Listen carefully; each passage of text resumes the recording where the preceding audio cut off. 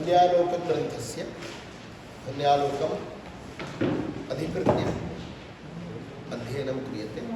ध्वन्यालोकग्रन्थस्य प्रथमा कारिका अस्ति। तस्याः कारिकायाः विषये अध्ययनं करिष्यते। इदं व्याख्यानं नास्ति, कार्यशाला अस्ति, अतः भवतां स्वयमपि किञ्चित् लेखनं भवेत्, अध्ययनमपि भवति, प्रश्नाः अपि भवन्ति, परस्परं चर्चापूर्वकम् अध्ययनं जातम्। अधीतस्य विषयस्य सम्यक् अवगाहनं, सम्यक् ज्ञानं भवेत्। सुनने में तो आ रहा है क्या? एवं चिन्तयामि, संस्कृतमाध्यमेन एव भवति। यदि मध्ये क्लेशः स्यात् तदानीं हिन्द्यामपि कथयामि, किन्तु प्रधानतया संस्कृतभाषया एव इदं भवेत्, पाठः प्रवर्तते। ज्ञातं? तत्र ध्वन्यालोके प्रथमा कारिका इति मया उक्तं। प्रथमम् एतस्य ग्रन्थस्य परिचयः अपि आवश्यकः अस्ति। अत्र साहित्यछात्राः कति सन्ति? हस्तोत्थापनं कुर्वन्ति।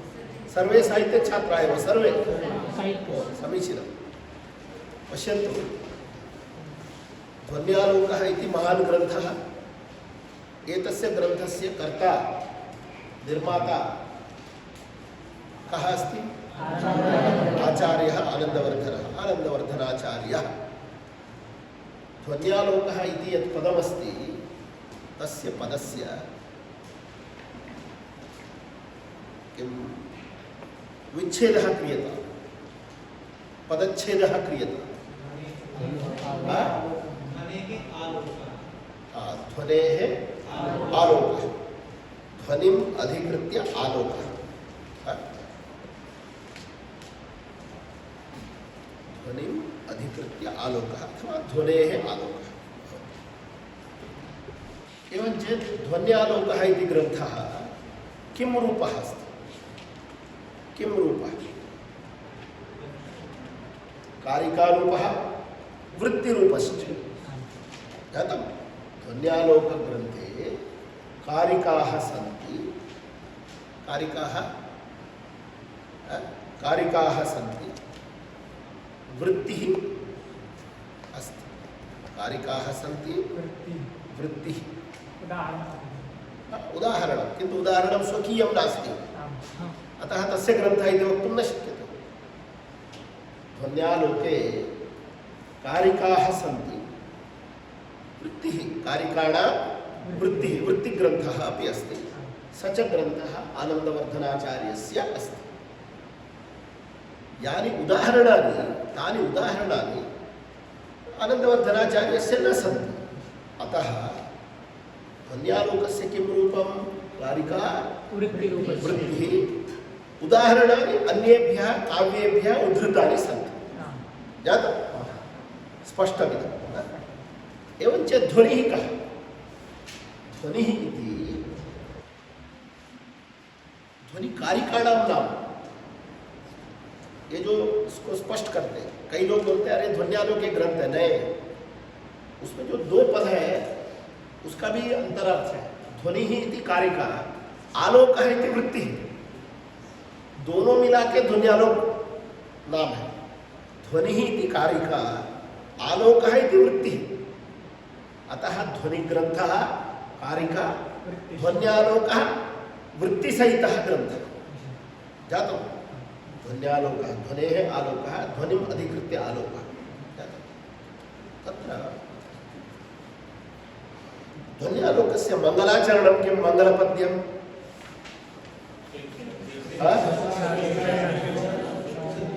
कश्चित् एकः कथयतु, मिलित्वा न। एकः कथयतु, किं नाम? भवतः परिचयः अपि आवश्यकः मध्ये मध्ये। सवीन् कुमार। समीचीनं। विन् इति अंग्रेजी, इंग्लिश? अस्तु, कथयतु।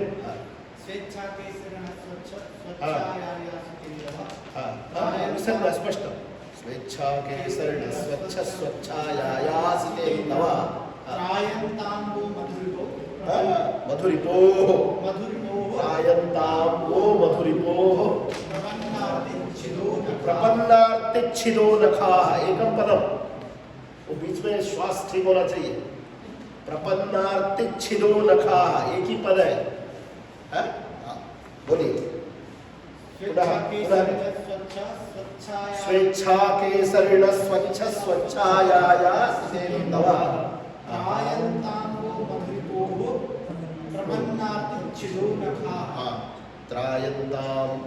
मधुरिपोः प्रपन्नार्तिच्छिदो नखाः।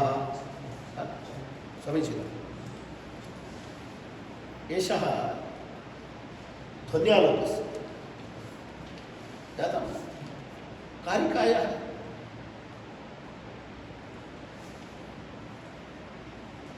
देखिए, आपको एक बार किताब दिखाई, आप लोगों की गलती मुझे बताना पड़ेगा। एक बार किताब दिखाई, आपने जो बोला हम हाँ हाँ कहते आए, ठीक। अभी हम आपको बताएंगे, आप लोगों ने क्या किताब पढ़ा है वो थोड़ा देख लेते हैं। अभी आपने जो बोला है हाँ हाँ तो कहना ही पड़ा, हाँ तो कहेंगे ही, ठीक।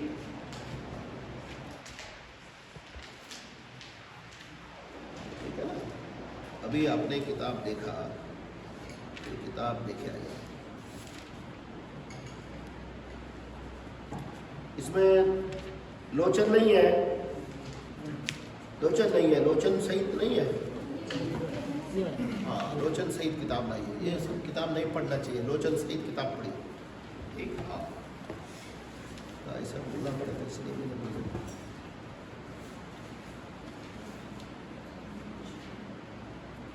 देखिए, होता क्या है, आप लोग भ्रांति में रहते हैं। ध्वन्यालोक कारिकायाः मंगलपद्यम नास्ति, स्पष्ट मन में करिए। ध्वन्यालोक कारिकायाः मंगलम नास्ति, वृत्ति ग्रंथस्यैव मंगलपद्यम अस्ति, ठीक।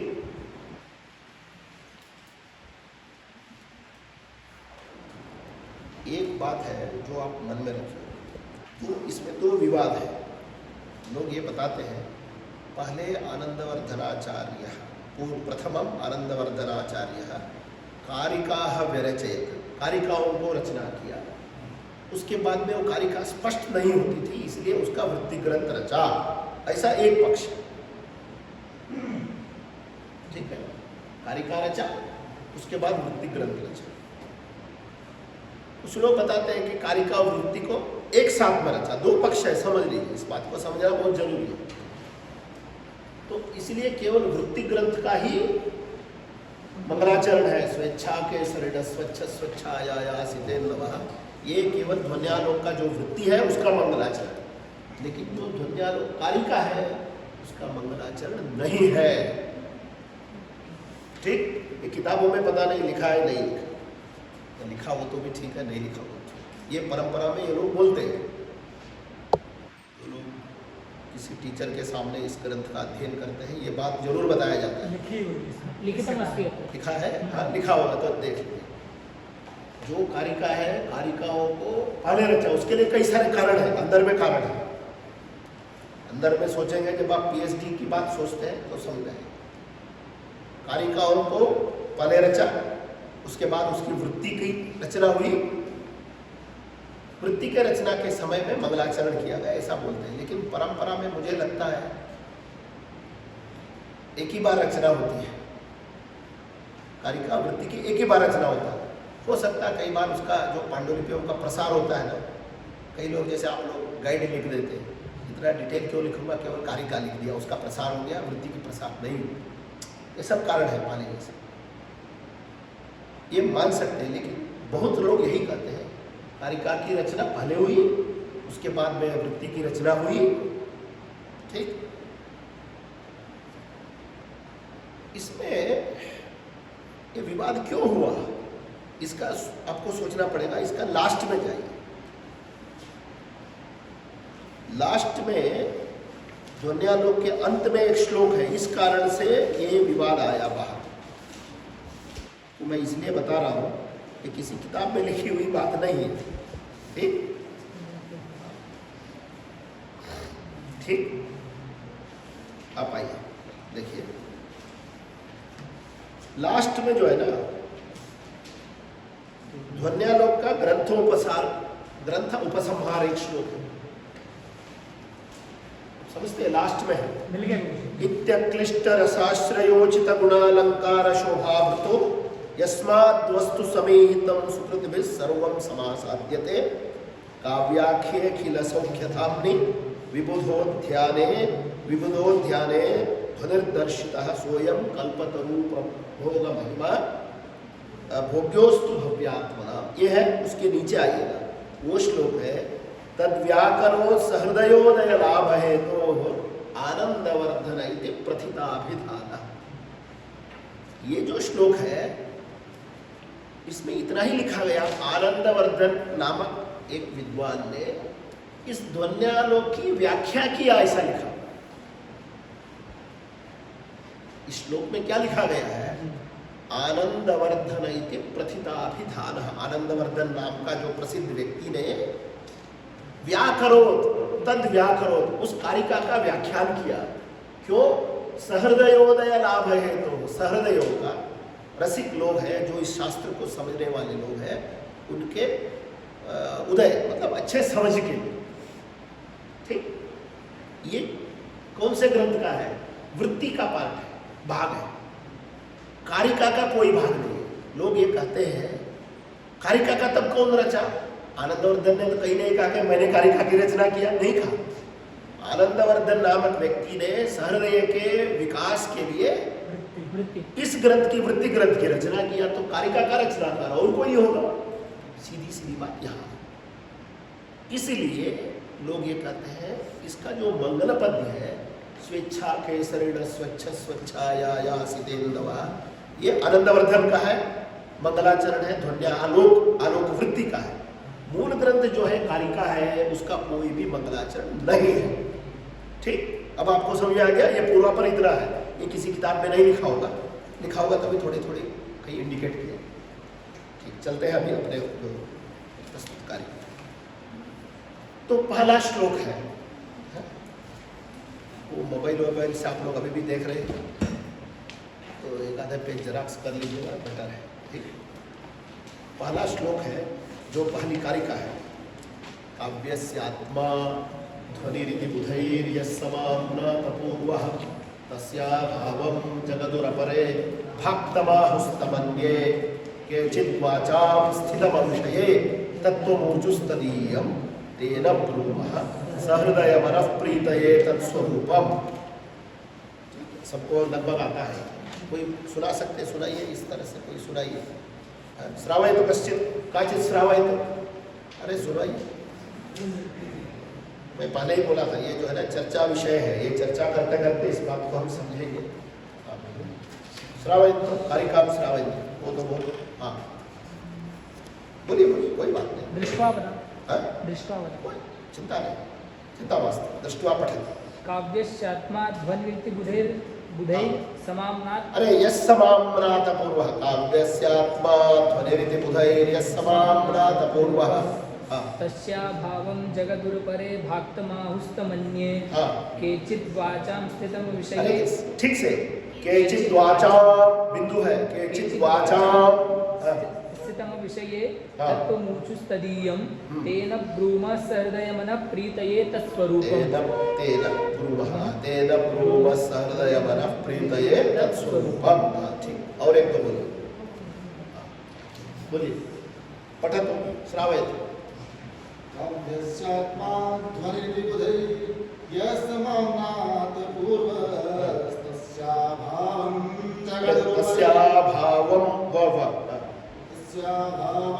जगदुरपरे भाक्तमाहुस्तमन्ये केचिद्वाचां स्थितमविषये तत्त्वमूर्जुस्तदीयं सहृदयमनः प्रीतये तत्स्वरूपम्।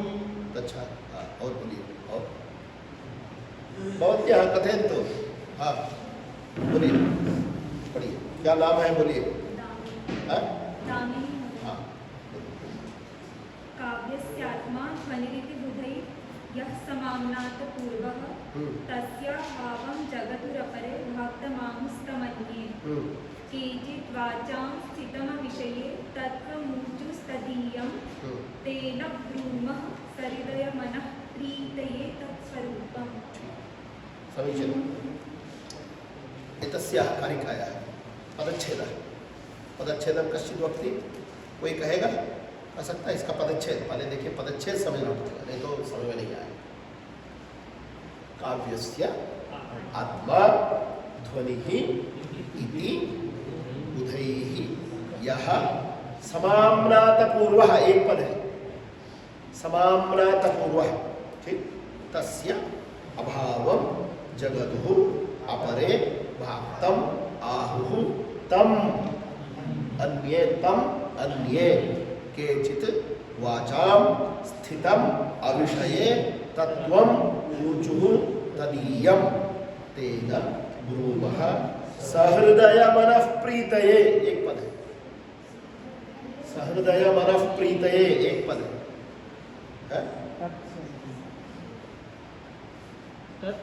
तत्स्वरूपम, इसको एक पद है क्योंकि वहां समास हो गया, ठीक है। तत्स्वरूपम अलग नहीं, तत्स्वरूप, एक पद है। अब आइए इसका अन्वय क्या है, पहले इसका क्रियापद बोलिए, तो समझना पड़ेगा। क्रियापदम कथयन्ति,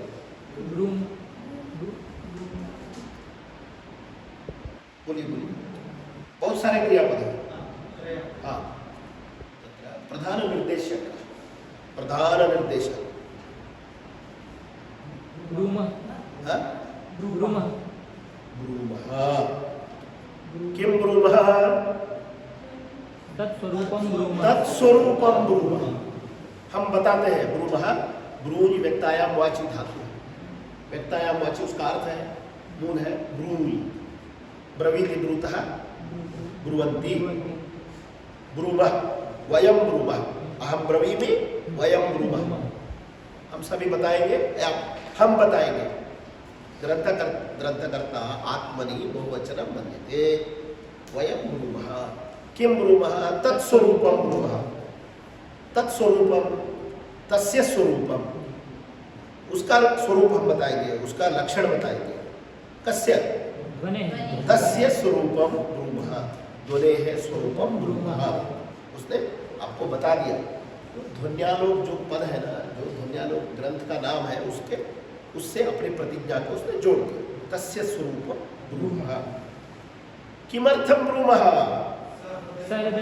क्यों हम बताएंगे?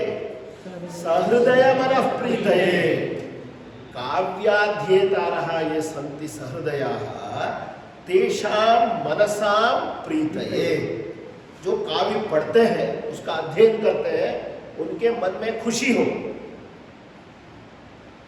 इसलिए पढ़ते हैं। लेकिन काव्य जो पढ़ते हैं वो ऐसे भी रहते हैं, जो अच्छे, जो मैसूर पाक या कोई जलेबी बनाते हैं ना, उसकी जो कढ़ाई में वो जो परोसने वाला एक होता है, क्या बोलते हैं उसको, लोहे का, तो क्या चिमटा, हाँ, उसको क्या, उसका रस का ज्ञान होता है, उसमें डूबा रहता है, लेकिन उसका रस ज्ञान नहीं होता। तो काव्य पढ़ते हैं, ऐसे भी लोग होते हैं, पढ़ते रहेंगे लेकिन काव्य का रस ज्ञान नहीं होता। उसको बोलते हैं दर्वी पाकर रसादिवत, संस्कृत में ऐसा श्लोक है। दर्वी जो है ना, अच्छे से आप कोई खाद्य बनाइए, लेकिन उसमें जो घुमाने वाला जो होता है, उसको क्या बोलते हैं? कड़छी। उसको तो कोई टेस्ट का नॉलेज नहीं होता है। तो उसी तरह लोग रहते हैं, काव्य पढ़ते हैं लेकिन उसका रसज्ञान नहीं होता है। तो आनंदवर्धनस्य एतत् चिंतनमस्ति, ऐसे लोग जो है उसको दिल खोल के इसका काव्य के बारे में समझा दो, इसलिए मैं इस ग्रंथ की रचना कर, ठीक।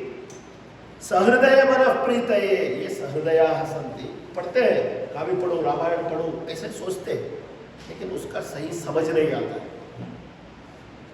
सहृदयमनः प्रीतये तत्स्वरूपम ध्वनेः स्वरूपम ब्रूमः कथयामि, ठीक। लास्ट तक तो समझ में आ गया। वो तेन बोला है, तेन तेन तेन इत्यस्य, तेन इति पदस्य कहा, इस कारण से, कारण है, बताना पड़ेगा। लोगों को समझ में नहीं है कि काव्य में क्या है। लोग सोचते हैं, अभी मिठाई की बातें करके कुछ लोग होते हैं मिठाई के दुकान जाते हैं, आप लोगों में भी जाते हैं, जब मिठाई खरीदते हैं लोग सोचते हैं अच्छा सुगंध है, खरीद लेते हैं। घर आके सोचते हैं अरे उसने तो सुगंध क्या है, उसने वो टेस्ट, वो क्या बोलते हैं, एसेंस डाला है, ये तो एसेंस है, तो सही वस्तु तो है नहीं। जो मिठाई खरीदते हैं उसमें एसेंस डाल दिया इसने, सही वस्तु नहीं। ठीक, कुछ लोग बोलते हैं अच्छा कपड़ा खरीद लो, मार्केट जाते हैं, देख लेते हैं अरे हमको तो वो खादी का कपड़ा चाहिए था, बोलते हैं अरे खादी जैसा लगा, जब घर आके देखता है और रात में जाके खरीदा, जब सूर्य प्रकाश में जाके देखता है अरे तो वो कपड़ा तो है ही नहीं, अलग दिख रहा है, उसने तो लाइट में तामझाम में देख लिया, घर आके अलग हो गया। ठीक, ये काव्य में भी ऐसे होता है। तेना, इस कारण से हम आपको समझाना चाहते हैं। तो क्या समझाना चाहते हैं? अब पूरे जो 3 पद है ना, काव्य से आत्मा ध्वनि ही तस्या भावम जगदुर परे केचित् वाचाम स्थितम विषय, ये तीनों पंक्तियां हैं, तीनों पाद है। त्रिभिः पादैः ग्रंथकर्ता आनंदवर्धनाचार्य काव्य चिंतन विषये याः विमतयः सन्ति, ये विवादाः सन्ति, तान् विवादान् उल्लेखन्ति। काव्य के बारे में कुछ विवाद है, लोगों को समझ नहीं है कई बातें, उन बातों का उल्लेख करता है। काव्य क्या है तो आप एक एक देखते आइए। कुछ बड़े लोग हैं जो समझने वाले हैं।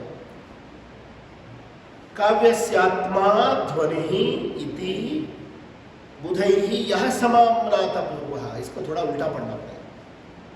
बुधैः यः समाम्नातपूर्वः, बुधैः यः समाम्नातपूर्वः ध्वनिः इति बुधैः यः समाम्नातपूर्वः सः काव्यस्य आत्मा, इसको उल्टा समझना है।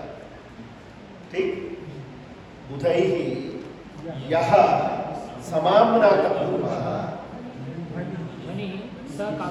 ध्वनिः इति अथवा ध्वनिः इति बुधैः यः समाम्नातपूर्वः सः काव्यस्य आत्मा, इसको ऐसे समझाना।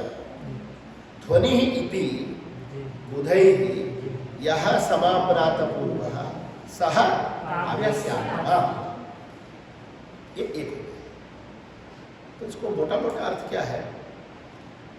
विद्वानों से, पहले हिंदी में बोलूंगा उसके बाद समझाऊंगा। विद्वानों से बहुत पहले देखा गया जो ध्वनि है वह काव्य की आत्मा।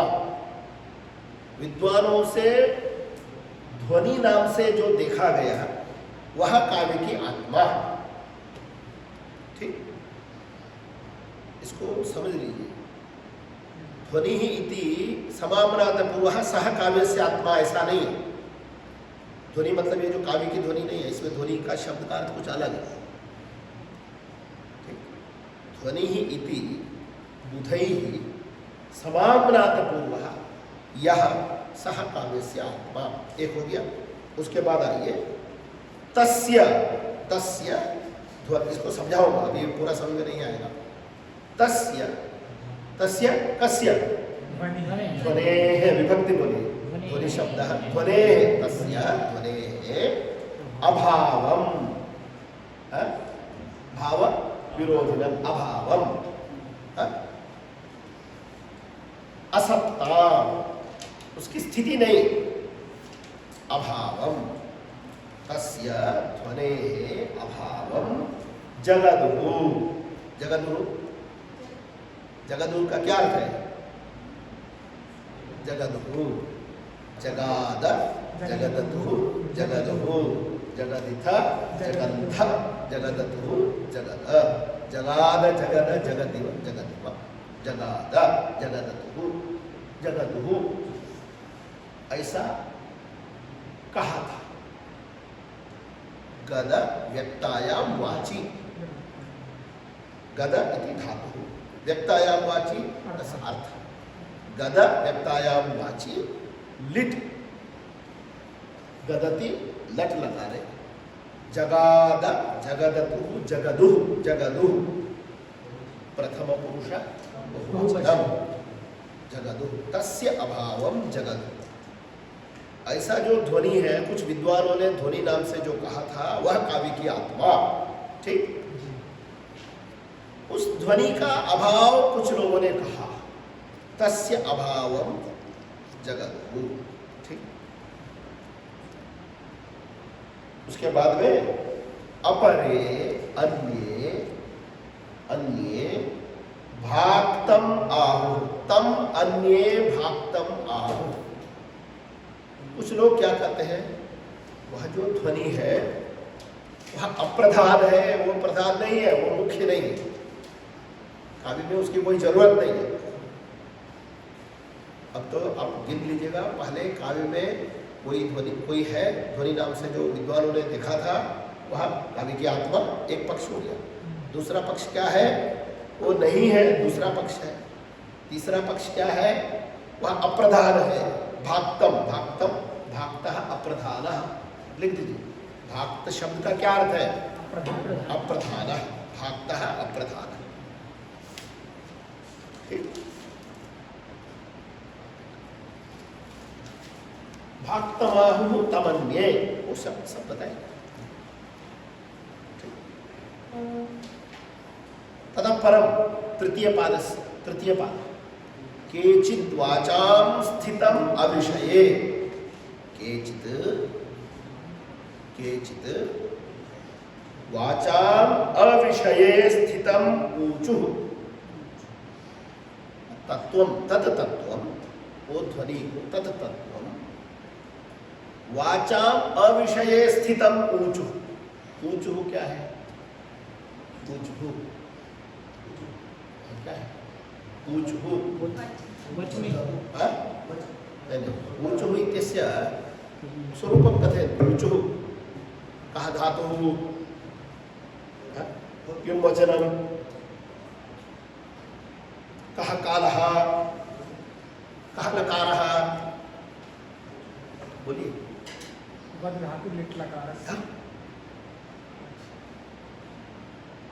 देखिए, ऊचुः वच परिभाषणे धातु है, ठीक है। उवाच ऊचतुः ऊचुः, उवाच अर्जुन उवाच कहाँ है, भगवत गीता में तथा कृपया विष्टवश्रुपूर्णा कुलेक्षणम उवाच। हाँ हाँ, प्रथम पुरुष बहुवचन, उवाच ऊचतु ऊचुः, अन्ये ऊचुः। किम ऊचुः, उन्होंने क्या कहा था, केचित् वाचाम अविषये स्थितम ऊचुः। वाचाम अविषये, इसका क्या मतलब है, थोड़ा समझाइए। वाचाम अविषये, इसका उदाहरण बताता हूँ। महाकालः, महाकालस्य वर्णना वाचाम अविषयीभूता, न शक्य। आपको अगर मैं बता दूं, हाँ भैया थोड़ा कोई अच्छी से मिठाई क्या है इधर, मालवा का क्या मिठाई है, हाँ? अरे मालवा के लोग है ही नहीं, हाँ? लड्डू बाबले, उसका क्या टेस्ट होता है, बोलिए बोलिए सही, हाँ? जो मिठाई है, रसमलाई है, इसका क्या टेस्ट होता है, बोलिए। वर्णन नहीं कर सकते। अरे खाके ही तो देखो लोग बोले, बस वही लोग बोल रहे थे, अरे ध्वनि क्या है, वाचाम अविषये स्थितम, उसका हम वर्णन नहीं कर सकते, ऐसा लोग बोलते। ठीक, वाचाम अविषये स्थितम ऊचुः, केचित् वाचाम स्थितम अविषये तत्त्वमूचुस्तदीयम, उसका जो सार है तत्वम, तस्य तत्वम वाचाम अविषये स्थितम ऊचुः, वो जो ध्वनि है उसका क्या सार है। वो लोग बताए कि अरे वो तो कह ही नहीं सकते, जैसे मिठाई का क्या मतलब कैसा है, अरे खाके तो देखो, दुकान वाला क्या करता है, अरे मिठाई ठीक है तो खाके तो देखो, आपको खिलाएगा। वाचा अविषये स्थितम ऊचुः, ठीक। इतने सारे पक्ष हैं जो समाम्नात पूर्व है ना, बुधैः समाम्नात पूर्व यह ध्वनि इति स काव्यस्य आत्मा एकः पक्षः, भाक्तमाहुस्तमन्ये इति द्वितीयः पक्षः है, तस्य अभावम् इति द्वितीयः पक्षः, भाक्तमाहु इति तृतीयः पक्षः। उसके बाद में ये जो अनिर्वचनीय वर्णना के लिए अविषय, अनिर्वचनीय जिसको बोलते हैं, अनिर्वचनीय ब्रह्मा जी कैसे रहते हैं, कैसे है, अनिर्वचनीय, ब्रह्मा जी का वर्णन नहीं कर सकते, अनिर्वचनीय, बोल नहीं सकते, कैसे है, बोल नहीं सकते। वेदांती लोग है, इधर वेदांती लोग है? कुछ है वेदांत पढ़ने वाले हैं? अच्छा, नहीं, इसमें कोई वेदांत समझने वाले हैं? ब्रह्मा जी कैसे है? सत्यम ज्ञानमनंतम। तो ठीक है, लेकिन एक मंत्र है बहुत प्रसिद्ध, यतो वाचो निवर्तन्ते अप्राप्य मनसा सह। वो जो ब्रह्मा जी तक अपना जो है ना वाणी नहीं पहुंचती है, वो मन भी नहीं पहुंचता है। यतो वाचो निवर्तन्ते अप्राप्य मनसा सह, हमारे मन भी वहां तक पहुंचता नहीं। ठीक, तो ये जो ध्वनि है ये भी ऐसे ही है, अनिर्वचनीय है, इसका वर्णन नहीं कर सकते। वाचाम स्थितम अविषय, वाचाम अविषय स्थितम तत्वम ऊचु। ठीक, इतने सारे विकल्प है, तो इसलिए आनंदवर्धनाचार्य जी ने क्या कहा, तेना, इस कारण से, वो जो तेना जो शब्द है ना, इतना सारा अर्थ है उसका।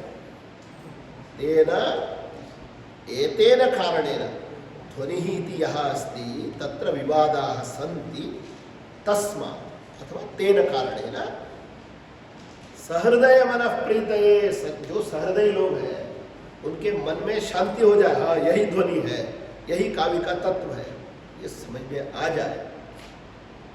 सहृदय मनः प्रीतये तत्स्वरूपम ब्रूमः। ठीक, समझा गया? आप बताइए, पूरा एक बार श्लोक बोल, एक बार अन्वय करें। देखिए, अब हम पढ़ेंगे, समय हो जाएगा, नहीं तो ये खत्म होने तक मैं आज इसको समाप्त कर लेना। ठीक, अभी आप पढ़ेंगे, इसके वृत्ति पढ़िएगा। नीचे पंक्ति है, बुधैहि, जो आपके पूर्व में मैंने बोला बुधैहि, बुधैहि काव्य तत्वविद्भिः,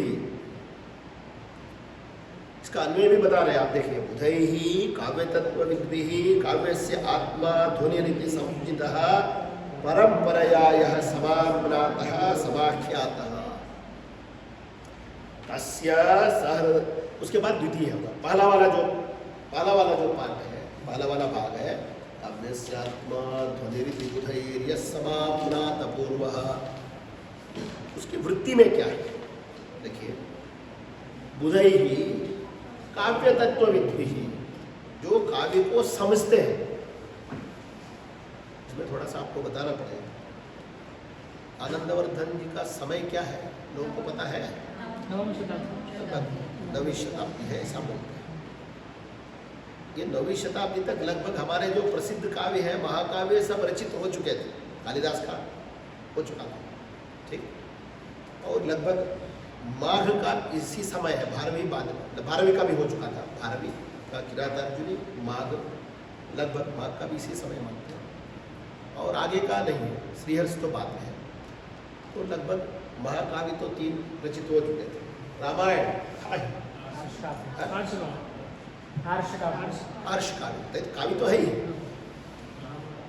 महाभारत में तो है ही, इससे कई सारे भाग। महाभारत का एक विचार भी आता है इस पर, न्यालोक में महाभारत के भी एक विषय आता है, लास्ट में आता है, तो वो भी काव्य के रूप में ही उसमें विचार होता है।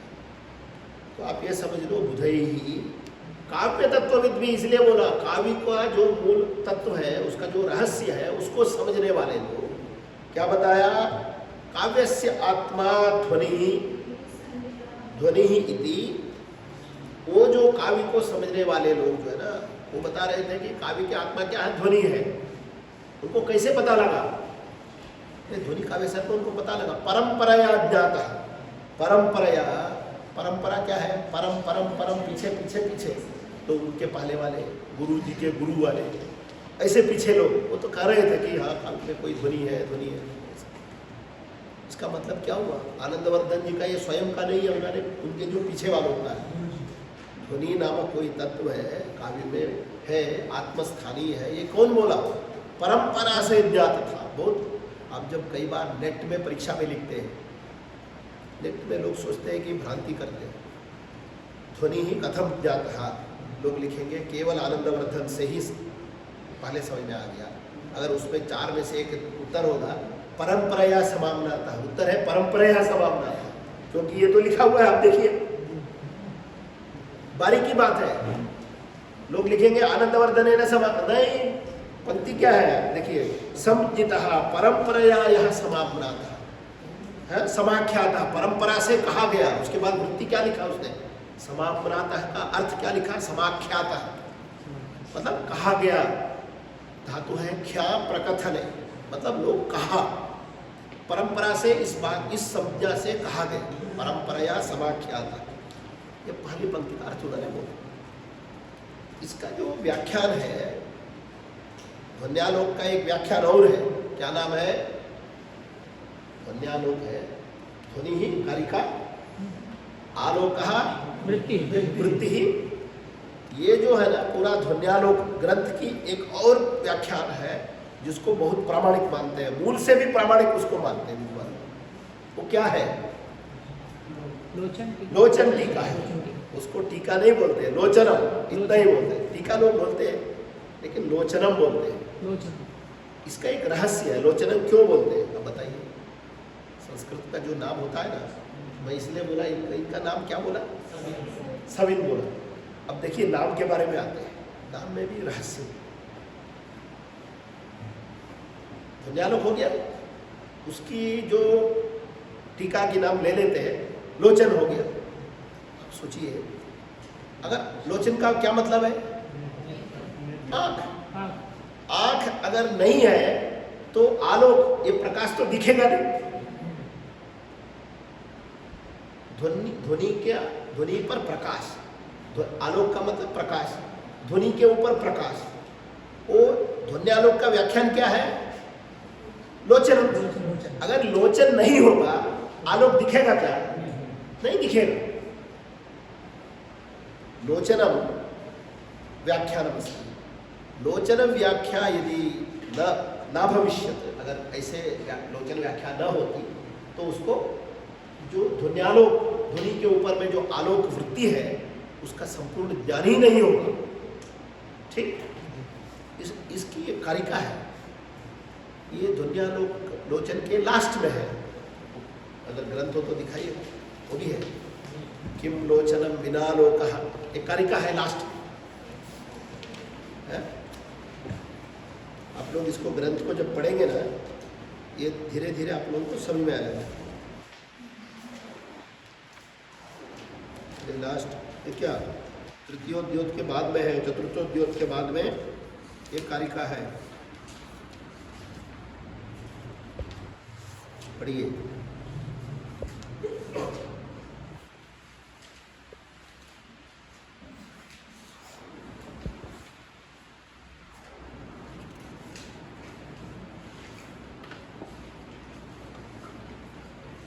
कभी बताते हैं जो तृतीय में चतुर्थ में शुरू में भी होता है। आप इसको कभी कभी देख लीजिएगा, शुरू में है एक कारिका और है, ठीक है। आरंभ में भी है, मतलब आलोक के बिना, आलोक का प्रकाशन जो है ना लोचन से ही हुआ, उसका एक कारिका है इस ग्रंथ में। नहीं वो तो आलोकार्थी यथा यत्नवांजना, वो अलग है। छोटी सी कारिका है, किसी किताब में है, किसी किताब में नहीं है, इस किताब में नहीं है। सब जो किताब बनाते हैं उनके ऊपर है। इसमें आप समझ लीजिए जो असली सार ये है, ध्वन्यालोक लोचन में ये जो पंक्तियां हैं, बुधई ही काव्य तत्व विद्वी, ये सब शब्दों का एक अर्थ अलग बताया है। वो हम पढ़ते हैं, अगर आपको समझ में आ जाए तो आप एक बार देख लीजिए। देखिए उसमें ये आप लोगों को ये थोड़ा समझना चाहिए। यहाँ जो बुधई ही जो शब्द दिया है उसका भी बहुत सारा अर्थ दिया हो। क्या बुधई ही क्या अर्थ है? हाँ, ये कहाँ दिया हुआ आपने देखा? पढ़िए, पंक्ति को पढ़िए। हाँ पढ़िए पढ़िए, वो क्यों बोला है हम बताते हैं।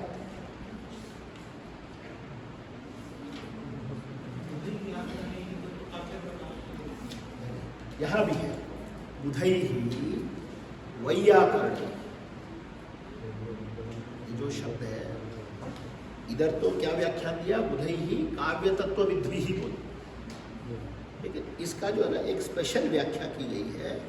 आप आगे जाएंगे इसमें पूरा दिया हुआ है, इसी में है, अगर आप पढ़ेंगे पूरा इसी में दिया हुआ है, थोड़ा थोड़ा आगे आएगा तो क्यों है उसको पूरा बताएंगे। अब अगर लोचन पढ़ेंगे, लोचन व्याख्या पूरा पढ़ते जाइएगा। देखिए इसमें पढ़ते हैं आत्म शब्द से तत्व शब्देन अर्थम विवरण सारत्व अपर शब्द वैलक्षण्य कारित्वंच दर्शयति इति शब्द, इसके बाद में वस्तुतस्तु तत्संज्ञा मात्रेण उत्तम, ऐसे आप पढ़ते जाएंगे लोचन में आपको ये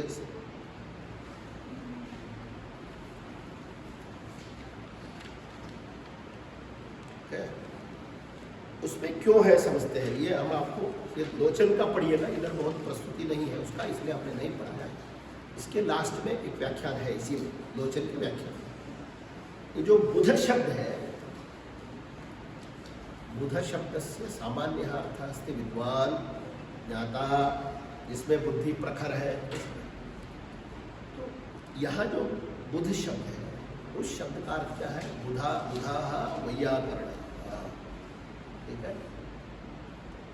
इसी दुनिया लोक में है, अगर आप देखिए, मैं इसलिए बोल रहा हूँ लोचन में भी है, दुनियालोक में भी है। पढ़िएगा, थोड़ा थोड़ा आगे जाइए, पढ़िए पढ़िए पढ़ते हाँ हाँ हाँ हाँ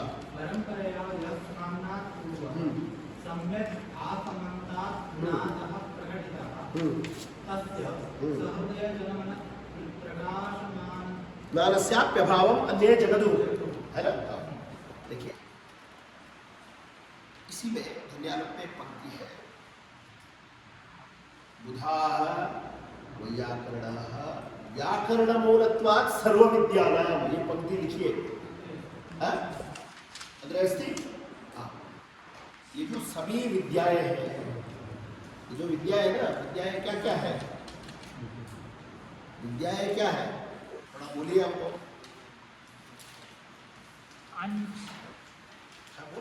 आन्वीक्षिकी त्रयी वार्ता और दंड नीति, अन्वीक्षिकी त्रयी वार्ता और दंड नीति, इतना ही है। चतस्रः विद्याः, ठीक है, और भी थोड़ा सा आगे जाइए। चतुर्दश विद्या है, क्या क्या विद्याएं हैं बताइए। 4 वेद, 6 वेदांग और बोलिए।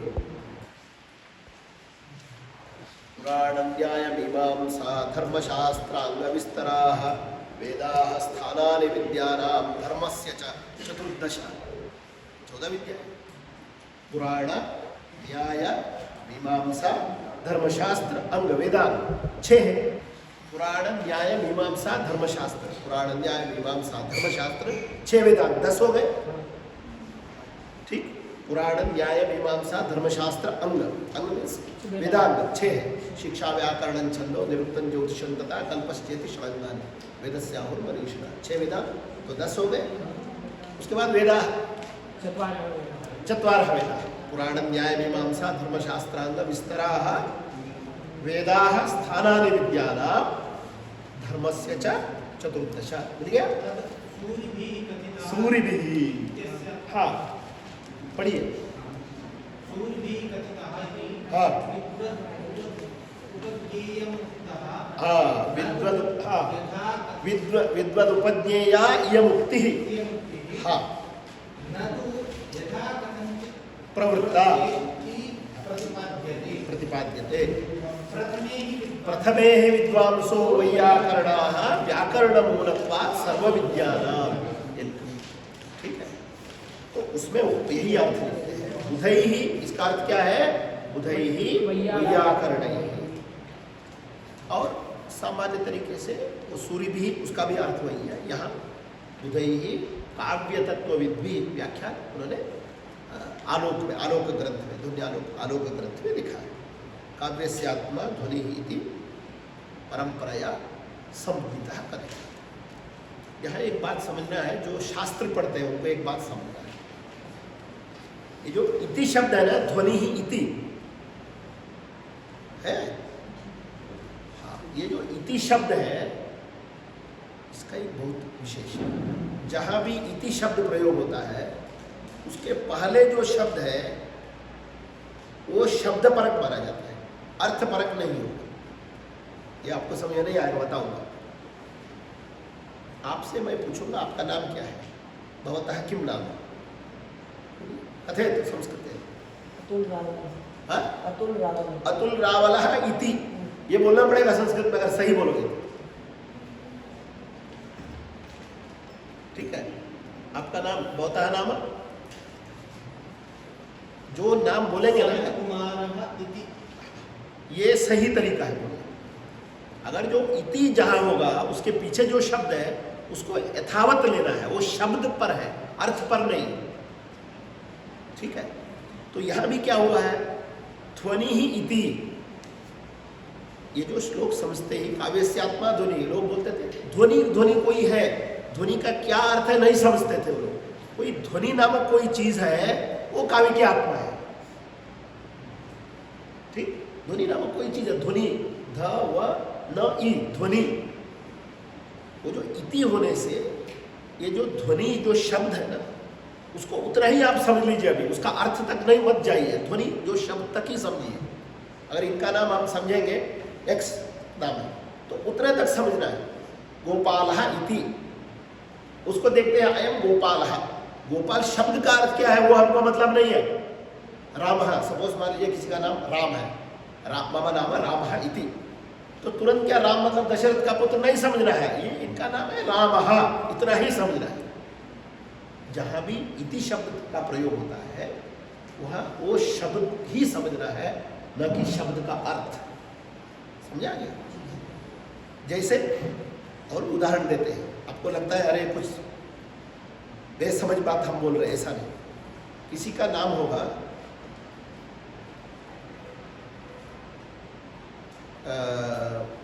धनवान नाम है, क्या नाम है?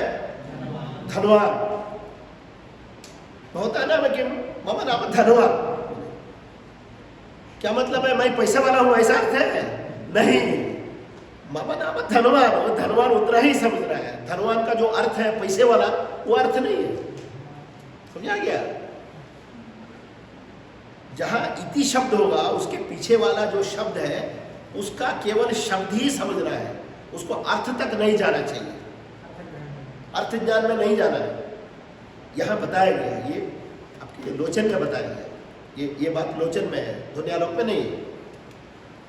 जहाँ भी इति शब्द होता है, इति शब्द का जो पीछे वाला जो शब्द है उसका अर्थ क्या है? केवल शब्द ही अर्थ है। तो यहाँ क्या है? काव्यस्यात्मा ध्वनि ही इति। ध्वनि शब्द जो है, आप फिलहाल शब्द ही समझिए, ध्वनि शब्द ही काव्य का आत्मा, ऐसा लोग कहते हैं। वो उसका अर्थ क्या है वो बाद में आएगा। जब तक हम वो अर्थ नहीं समझाएंगे, ध्वनि क्या समझ में आएगा, किसी को समझे तो आएगा नहीं। इसलिए पहले क्या समझेंगे, काव्य की आत्मा क्या है? ध्वनि। काव्य की आत्मा क्या है? ध्वनि। उतने ही समझ रहा है, उसका अर्थ तक आप जा ही नहीं सकते, क्योंकि ध्वनि क्या है पता नहीं। ध्वनि है अर्था न जाता इति कारणेन अतः ध्वनि शब्द केवलम ध्वनि शब्द रूपेण ज्ञेयः। क्या समझ में आ गया? नहीं आया? आया? अभी नहीं आया, उदाहरण समझाते हैं। आपसे पूछेंगे, मान लीजिएगा केवल धनवान ही नहीं है, और भी कई है। अगर हम आप कोई शब्द बोलिए, जैसे कोई लक्ष्मीवान बोलेगा या लक्ष्मी ही बोलेगा, कोई शब्द है कुबेर। देखिए बहुत अच्छा मत बोला, किसी का नाम कुबेर है, व्यक्ति का नाम, क्या वो व्यक्ति कुबेर है? नहीं, लेकिन उसका कुबेर, ये जो 3 अक्षर है ना, उतना ही समझना है। उसका जो अर्थ है, रेफरेंशियल मीनिंग जो है, पैसे वाला या देवताओं का पैसे का रक्षक, वो सब नहीं समझना है। गंधर्व ऐसे नहीं समझना चाहिए, केवल वो जो शब्द है उतना ही उसका अर्थ है। ठीक, वो धीरे धीरे समझ आएगा। काव्यस्यात्मा ध्वनि ही इति, उसका अर्थ बताया। बुधै ही काव्य तत्वविद्भिः काव्यस्यात्मा ध्वनि ही इति। मतलब ध्वनि नाम से। नाम से। आपका नाम क्या है? कुबेर है, उतना ही समझना है। पैसे वाला है या उसके थोड़ा आगे नहीं जाना चाहिए। क्या है? काव्य का आत्मा क्या है? ध्वनि। इतना ही परंपरा से हम लोग समझते आए हैं। ऐसे समझते हुए, ऐसे समझाया गया जो अर्थ है ध्वनि के, जैसे शब्द है ध्वनि, तस्य, उसका जो है ना, ऐसा जो अर्थ, जो ध्वनि शब्द है,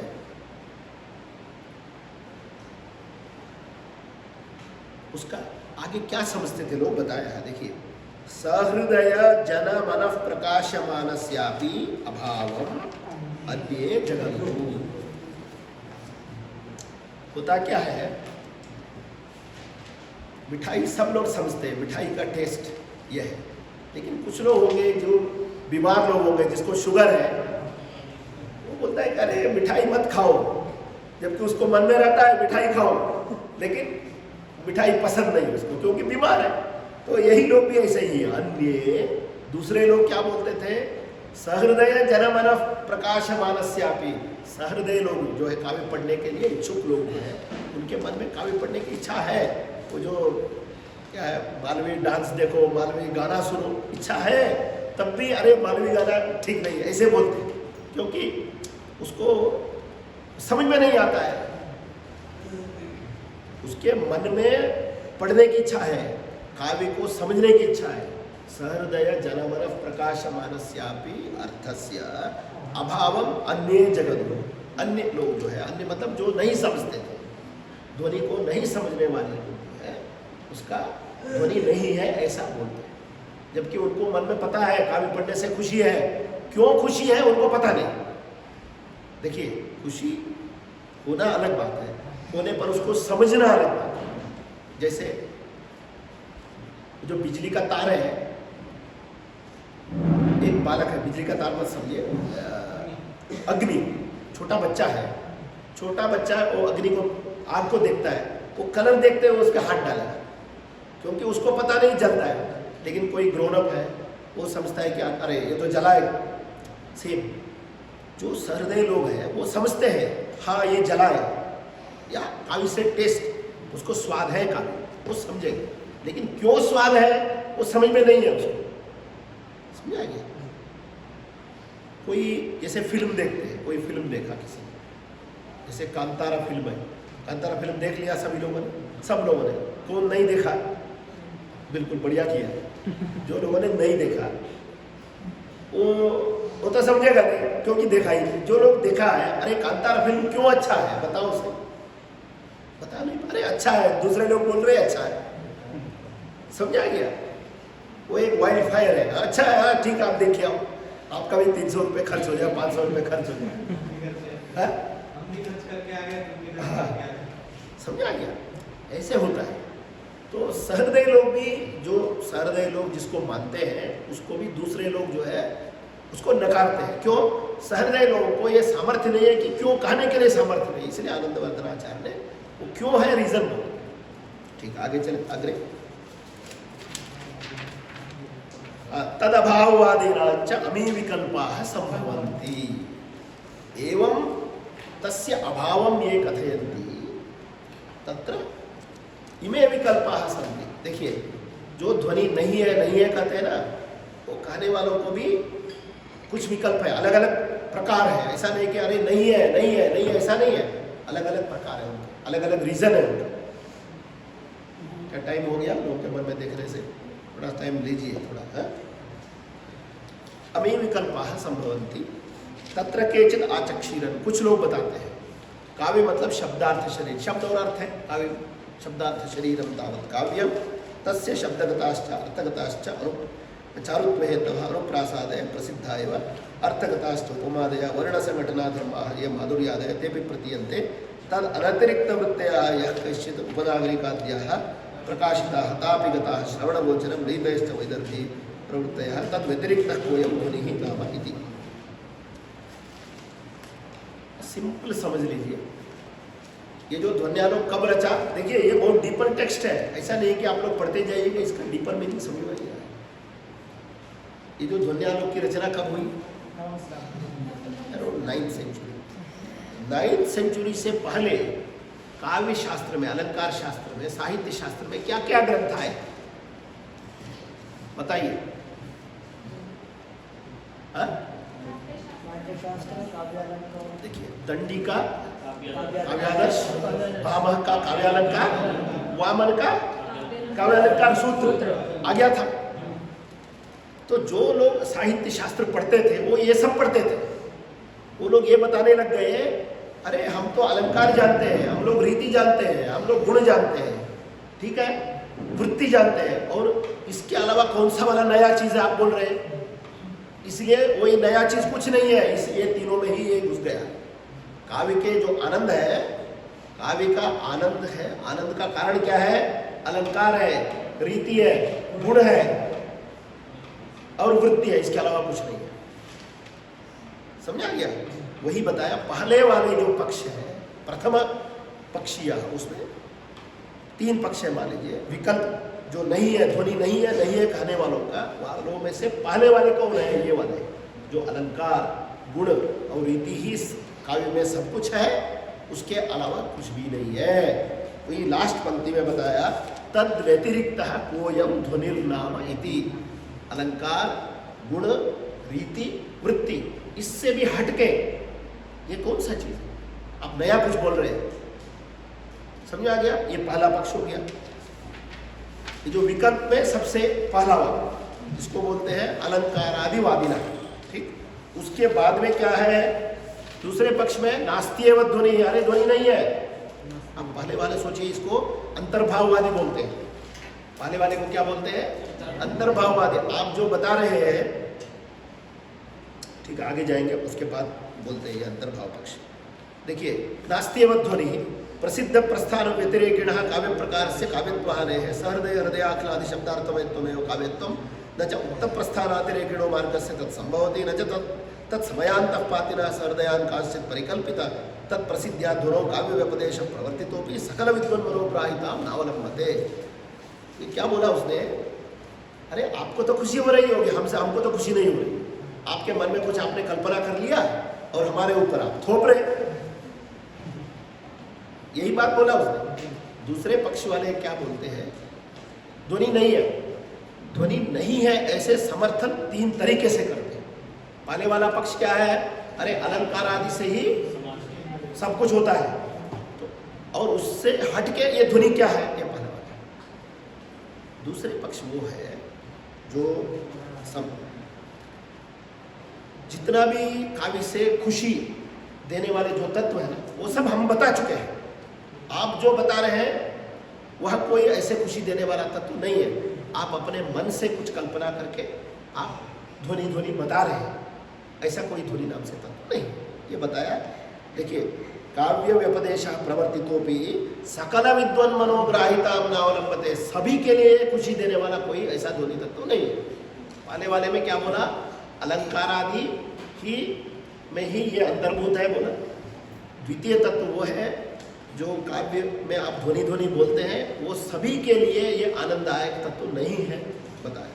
और इसके बाद में आइए, पुनः अपरे तस्य अभावम अन्यथा कथयेयुः। दूसरे लोग जो है, ये तृतीय पक्ष वाले, 3rd कैटेगरी है, वो लोग क्या बोलते हैं? पढ़िए। न संभवत्येव ध्वनुर्नाम अपूर्वः कश्चित्। ये ध्वनि कोई नया चीज नहीं है, आप जो बता रहे हैं नया चीज कुछ भी नहीं है। कामनीयकम अनतिवर्तमानस्य तस्य उक्तेष्वेव चारुत्वहेतुषु अंतर्भावात्। हमने जो बताया है, ये जो ध्वनि है, ये जो अलंकार है, रीति है, उनमें से किसी एक में ये अंतर्भाव हो जाता है। अगर वो ये मानते हैं, देखिए, पहले वाले का, द्वितीय वाले का, तृतीय वाले का थोड़ा सा भेद है।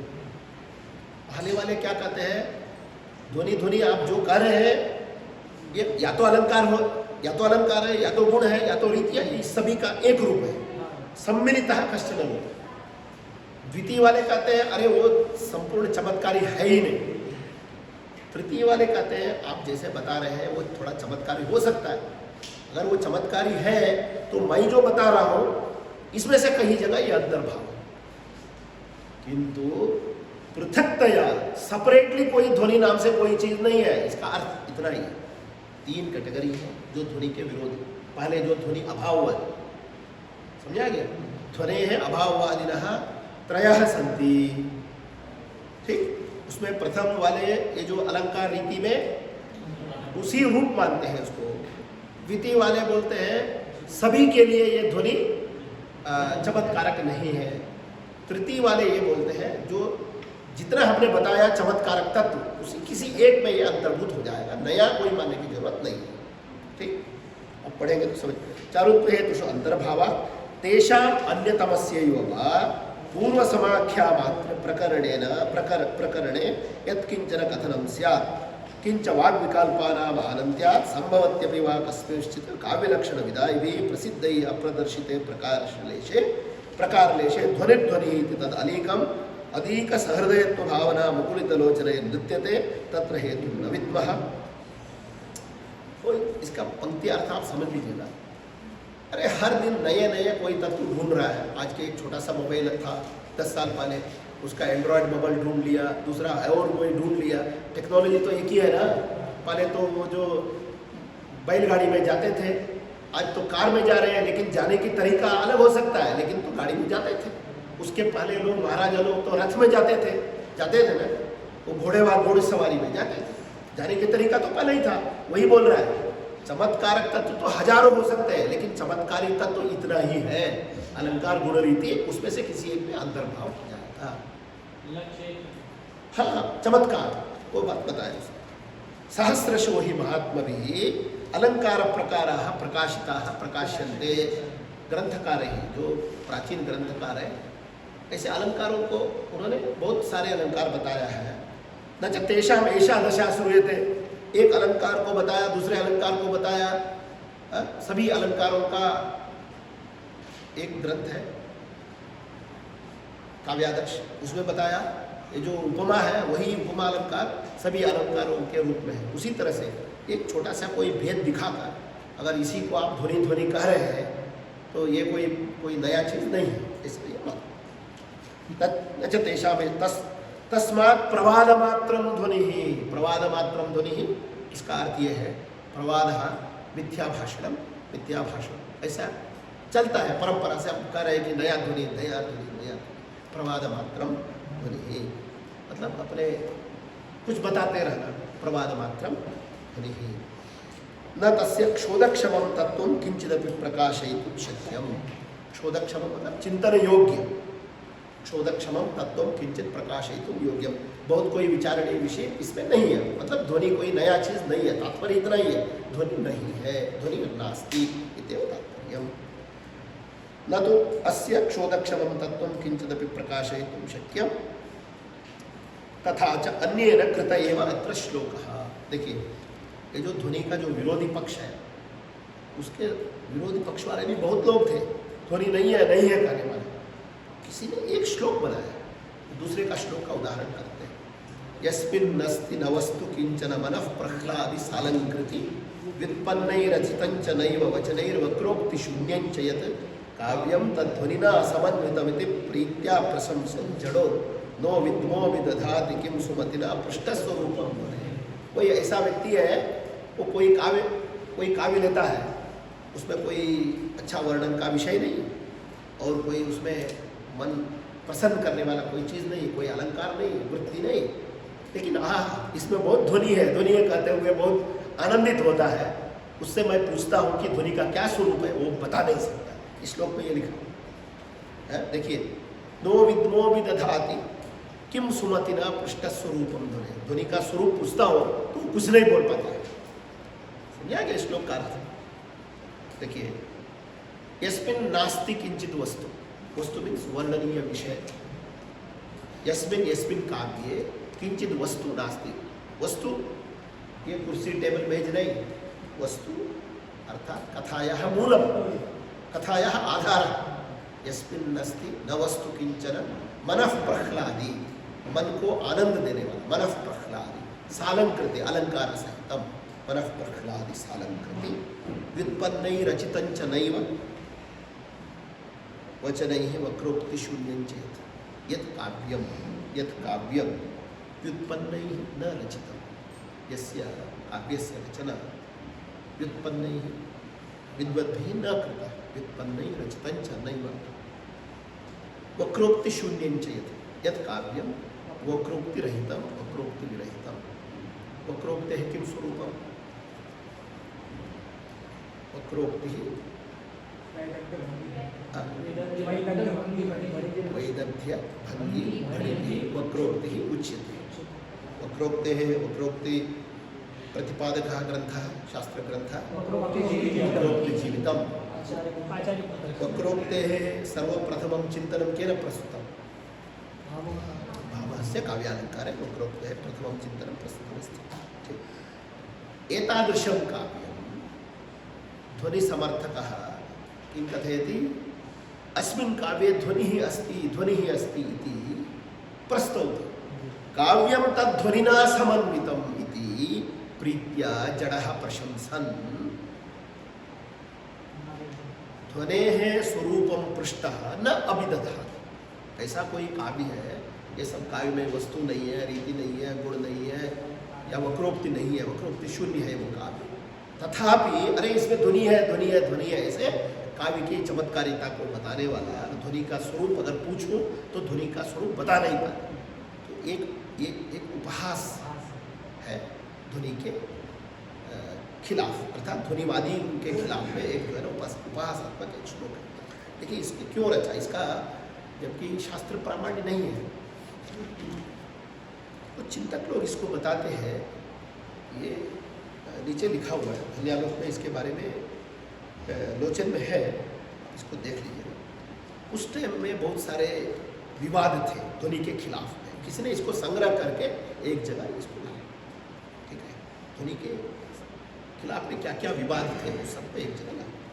आगे चले, भक्तम आहुस्तम अन्ये, भक्तम आहु तम अन्ये, अन्ये तम ध्वनि, ध्वनि शब्द पुल्लिंगे ध्वन धातु की प्रत्यय ध्वनि कि इति प्रत्यय औणादिकः भक्तम आहु तम अन्ये, अन्ये तम ध्वनि संज्ञितं काव्यात्मानं गुणवृत्तिः इति कथयन्ति, गुणवृत्तिः इति कथयन्ति।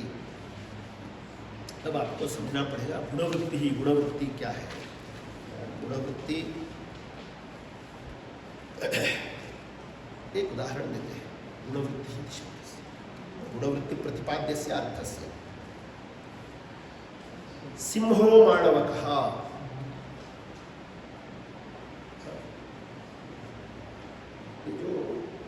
ये लड़का है, ये साक्षात सिंह है, साक्षात शब्द की जरूरत नहीं, ये जो लड़का दिख रहा है ये सिंह है। सिंहो माणवकः, इसका क्या अर्थ है? हाँ, इसको समान भी बोल सकते हैं, लेकिन और थोड़ा सा आगे बोलिए, समान शब्द प्रयोग मत करिएगा तो उसका अर्थ अलग हो जाएगा। सिंहो माणवकः, सिंह के समान गुण धर्म उस बालक में, तो समान छोड़िए और सब ठीक है। साक्षात सिंह में जितने भी गुण हैं वो सभी गुण या ज्यादा गुण जो है ना इस बालक में है, ठीक। ये जो सादृश्य से दो वस्तुओं में गुणाधिक्य को जो बोलते हैं ना उसको गुणवृत्ति बोलते हैं, इतना आप समझ लीजिए। गुणवृत्ति, ठीक है, गुणैः प्रतिपादिता वृत्ति, वो गुणवृत्ति। ये जो गुणवृत्ति है ना, साहित्य में जिसको हम गुणवृत्ति बोलते हैं, जो अन्य शास्त्रकार इसको लक्षणा में ही समाहित कर देते हैं। लक्षणा जो है ना, लक्षणा में ही उसको मान लेते हैं, वो लोग गुणवृत्ति अलग से नहीं मानते।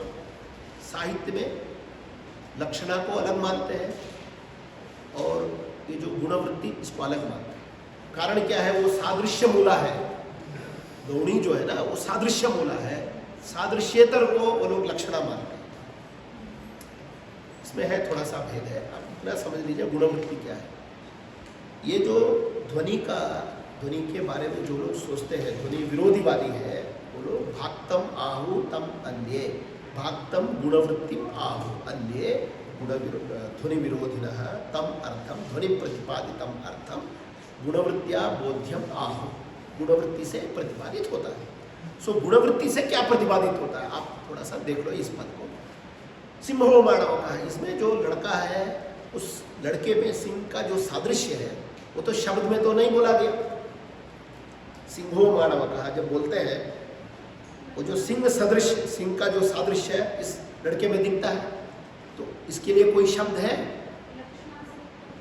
लक्षणा की बात तो बोलते हैं अन्य शास्त्र का है, लेकिन साहित्य में इसको बोलते हैं गौणी वृत्तिया प्रतिपाद्य अर्थ। सादृश्य मतलब गौणी वृत्तिया प्रतिपाद्य, गौणी को साहित्य में मानते, ठीक है, इस स्थल में मानते। ये जो ध्वनि विरोधी वाली है वो ये कहते हैं जहां शब्द से, साक्षात शब्द से दो वस्तुओं का सादृश्य प्रतिपादित होता है, वहां जितने भी ध्वनि के अर्थ प्रतिपादित होते हैं, इसलिए अलग से हमको ध्वनि की जरूरत नहीं है। प्रश्न तो यही है ना, अलग से ध्वनि चाहिए या नहीं चाहिए? लोग बोलते हैं अलग से ध्वनि नहीं चाहिए, क्यों? गुणवृत्ति से ही वो सब अर्थ आ जाता है। कैसे? सिंहो मानव का मैंने उदाहरण बोली। अब देखिए, सिंह जैसा ये बालक है, लेकिन संस्कृत में जब बोलते हैं सिंहो मानव का समान विभक्ति से प्रयोग होता है। सिंहो मानव का, सिंहा प्रथमा विभक्ति एकवचन है, मानव का प्रथमा विभक्ति एकवचन है। जो दो पद अगर समान विभक्ति से निर्दिष्ट होते हैं, जब वहाँ अभेद होता है। ये शास्त्र प्रक्रिया है, आप समझ लो। जैसे ना सिंहाभिन्नो मानव का, इसका बोध होता है। अगर आपको मैं बता दो सिंहा मानव का क्या विभक्ति है, ये थोड़ा डीपर साइड है, इसको समझने के लिए थोड़ा और समय चाहिए आपको। सिंहा क्या विभक्ति है?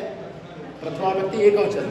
मानव का क्या विभक्ति है? प्रथमा विभक्ति एकवचन। जब दो पद अगर समान विभक्ति में होते हैं, उसका हमारे जो बुद्धि में बोध होता है ना, वो अभेद बोध होता है। सिंहाभिन्न मानव का, सिंह से ये अभेद है। किसका? वो मानव का, बालक का। अभेद तो नहीं है, आप तो देखते हैं सिंह अलग है, ये जो लड़का अलग है। अभेद कहाँ होता है? अभेद उनके गुण में होता है।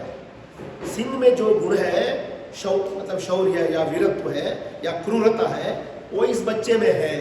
वो जो गुण है ना, उसका जो स्वभाव है, ये दोनों स्वभाव एक होता है, जो गुणवृत्ति से प्रतिपादित होता है। ये साहित्य में इसको मानते हैं, ये बात में नहीं माना। समझा गया? तो भक्तम आहुस्तमन्य गुणवृत्तिया प्रतिपाद्यम ध्वनि आहु। अब समझ लीजिए। मेरे ख्याल से अन्य जब समय होगा बताऊँ क्या समय है?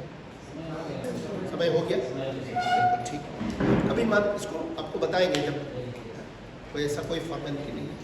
ठीक, आपको कभी समय हो इसको आगे पढ़ते रहिए, इसको भूलिए नहीं। ठीक।